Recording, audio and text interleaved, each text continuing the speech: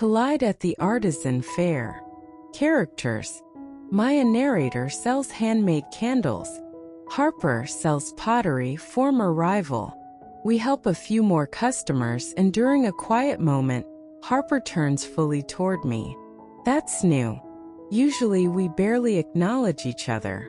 Why don't you ever set up at the Artisan fair near the park? Harper asks.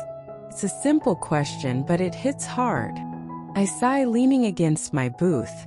My ex helps organize it, along with her fiancé. Signing up would mean interacting with them, and no thanks, nothing's worth that. Harper's gaze lingers longer than I expect, and I fumble for something to break the silence.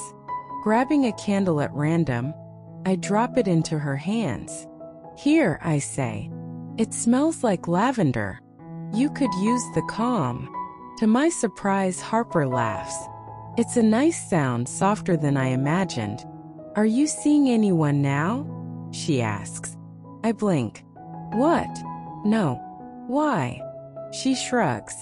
Just curious. We hold each other's gaze for a beat longer than normal, and something feels different. Suddenly, Harper fidgets with her apron, like she's nervous. I was late this morning because my dog isn't feeling well, she blurts. Oh, I'm sorry to hear that. Is he okay? He's at the vet now.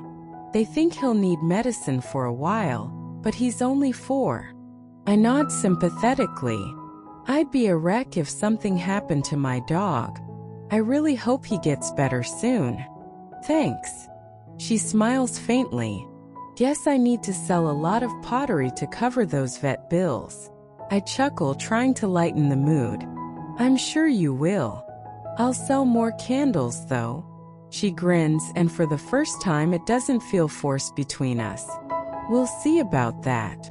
As the day wears on, we serve more customers, and I can't help but notice that things feel lighter between us. Less tense. I don't know why Harper opened up to me about her dog, but it's hard to dislike someone who's worried about their pet.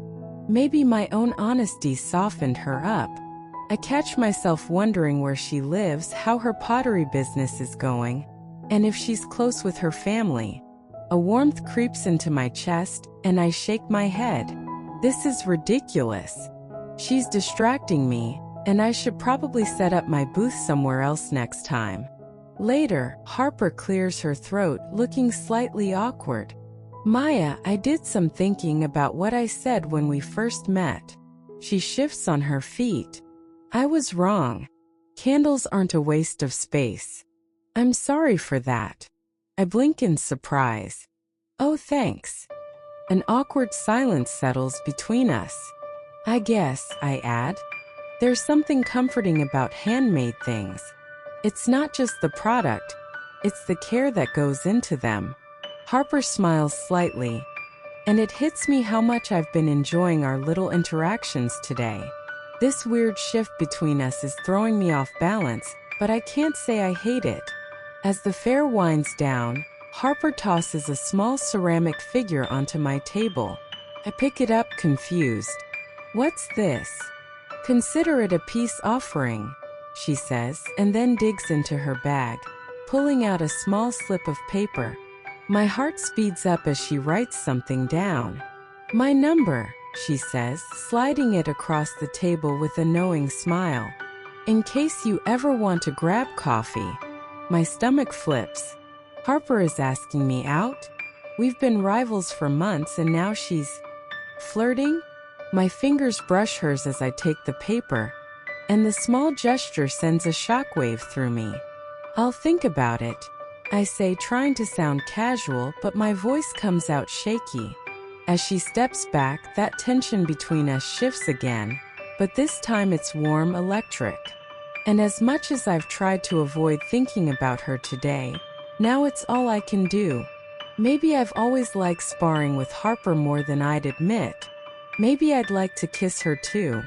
I twirl the ceramic figure between my fingers, a smile tugging at my lips.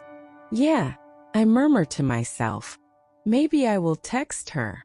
Harper's grin stretches wide. And it's like the air between us hums with possibility.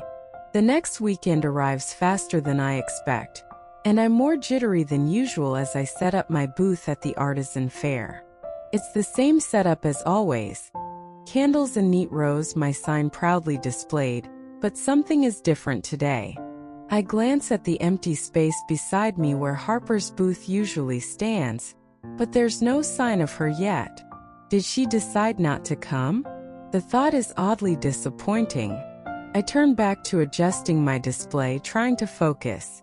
Customers filter in slowly, and I get through a few sales before I hear the familiar clink of pottery being unpacked. I glance up to see Harper setting up her booth next to mine. Her usual confident expression softened by a small smile when she notices me watching. "Hey," she says casually, her eyes flicking over my booth. "Looks like you got here early." "Yeah, wanted to get a head start." I try to keep my voice steady, but my heart does a little flip. "How's your dog?" "He's doing better. Still on meds, but the vet says he'll be fine." Harper smiles, and it's hard not to get caught in the warmth of it. "That's good to hear," I say, meaning it. There's a comfortable silence between us as more people arrive at the fair, and for a while we work in tandem, helping customers, chatting with passersby. I'm doing my best to stay focused on sales, but my mind keeps wandering back to Harper. How she seems more relaxed today, how her hair catches the sunlight, how our conversations have started feeling less like banter and more like something else. During a lull, Harper leans against the side of her booth and glances at me. "You thought about my offer?" I pause mid-reach for a candle. "Your offer?" She raises an eyebrow, clearly amused. "Coffee? Or was I too subtle last time?" I feel my face heat up. "No, I remember." I look down at the ceramic figure she gave me, which I'd placed near my register. "Yeah, I've thought about it." "And?" Harper asks, stepping closer, her voice teasing but with a hint of something serious underneath. "And I think I'd like to take you up on it." My voice is quieter than I intend, but Harper's expression softens, her eyes gleaming. "Good. How about tonight?" she asks, her tone confident but with a trace of nervousness, as if this is more than just a casual offer. I blink, surprised by the suddenness. "Tonight?" She shrugs, leaning casually against her booth. "Why not? The fair ends early. We could grab a bite after." I hesitate for a moment, not because I don't want to, but because I hadn't expected things to move so quickly. But then again, maybe it's time I stop overthinking everything. "Okay. Yeah, tonight works." Harper grins, and the sight of it sends a warm flutter through my chest. "Great. I know a place not too far from here. You'll love it." The rest of the afternoon goes by in a blur. I keep catching Harper's eye as we serve customers, and each time, there's an unspoken understanding between us, something that wasn't there before. By the time the fair starts winding down, my nerves are buzzing with anticipation. As I pack up my booth, Harper steps over, her hands in her pockets, looking uncharacteristically shy. "You ready?" I nod, suddenly feeling like I'm about to leap off a cliff, in the best way possible. "Yeah, let's go." We walk side by side through the fading bustle of the fair, the sun dipping low in the sky, casting everything in a warm golden hue.